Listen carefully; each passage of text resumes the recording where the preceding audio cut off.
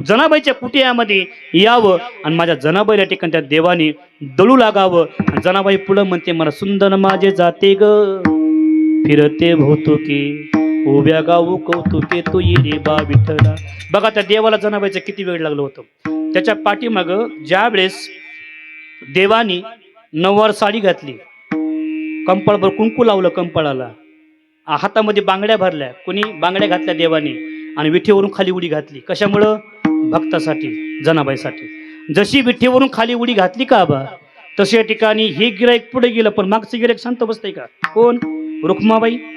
रुक्माबाई माग माग निघालं. आपलं नेमकं गिराईक चाललंय कुठं? हे मस्त पुतळ्या, डोरलं, साकड्या, कमरेला कंबरपटा, नाकात नथ घालून, सारा थाट माट करून कुठं चाललंय आपलं गिराईक? इसले ग शालू पैठणचा, पैठणचा शालू घातला देवानी. आणि शालू या ठिकाणी देवानी घातल्याच्या नंतर कंपाळभर कुंकू लावलं. कुंकू बघा, आमच्या माता मौल्याच्या कंपाळभर कुंकू महाराज. कंपाळभर कुंकू का लावायचं? का लावायचं? जेवढं तुम्ही मोठं कुंकू लावता का तेवढं आयुष्य नवऱ्याचं वाढतंय.